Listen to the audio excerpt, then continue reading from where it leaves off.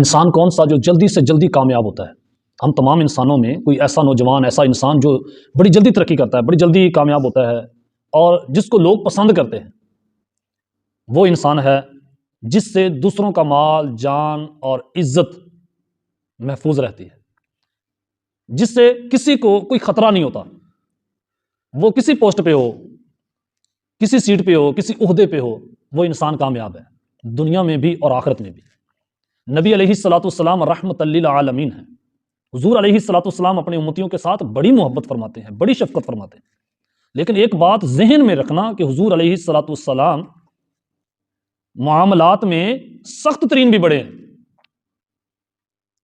بڑی بات دماغ کو گما دینے والی ہے، جہاں وہ بشیر ہیں وہاں وہ نذیر بھی ہیں، سراجم منیرہ ہے۔ اگر انہوں نے لوگوں کے سروں پہ ہاتھ رکھا ہے تو جو چوری کرنے والے ہیں ان کے ہاتھ کاٹے بھی ہیں۔ بنو سلیم کا ایک وفد نبی علیہ الصلوۃ والسلام کی بارگاہ میں حاضر ہوا اور انہوں نے نبی علیہ الصلوۃ والسلام کا کلمہ پڑھا اور وہ مسلمان ہو گئے۔ منہ کے بڑے میٹھے تھے، حضور علیہ الصلوۃ والسلام سے بڑی عشق کے، بڑی محبت کے اظہار کیا کرتے اور لوگوں میں بیٹھ کے حضور علیہ الصلوۃ والسلام کی بڑی باتیں کرتے۔ ان کو مدینے کی آب و ہوا راس نہ آئی، وہ لوگ بیمار ہو گئے۔ حضور علیہ الصلوۃ والسلام نے حکم فرمایا کہ ان کو مدینے سے باہر جو ڈیرا ہے، جہاں اونٹ ہیں کافی سارے، وہاں ان کو لے جایا جائے، وہاں اونٹوں کا دودھ پلایا جائے، وہاں ان کی خاطر تواضع کی جائے تو یہ انشاءاللہ ٹھیک ہو جائیں گے۔ اور ایسا ہی ہوا، جب وہ وہاں گئے تو وہ لوگ ٹھیک ہو گئے۔ انہوں نے دیکھا کہ یہ اونٹوں کے دودھ میں تو شفا ہی بڑی ہے، وہ اندر سے بے ایمان ہو گئے۔ انہوں نے جو لوگ وہاں اونٹوں کی رکھوالی کرتے تھے ان کو مارا پیٹا، یہاں تک ان کو قتل کیا، کیونکہ وہ چوری نہیں کرنے دے رہے تھے، یہ چوری کرتے تھے۔ انہوں نے اونٹ لیے اور لے کے بھاگ گئے۔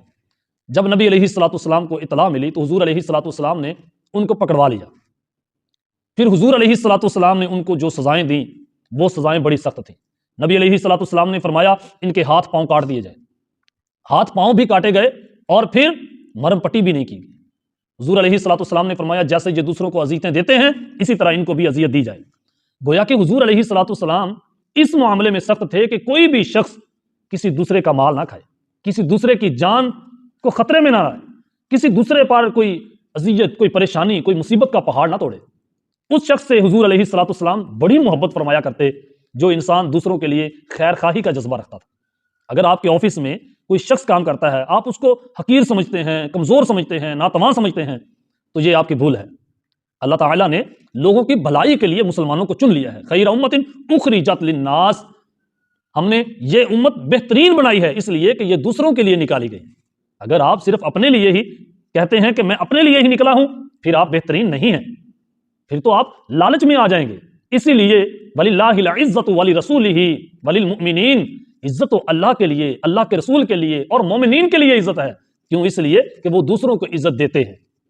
جو انسان دوسروں کو عزت دیتا ہے اللہ تعالیٰ اس کو جلد سے جلد کامیابی عطا فرماتا ہے، اور ایسی کامیابی جو نہ مٹنے والی، نہ ختم ہونے والی ہوتی ہے۔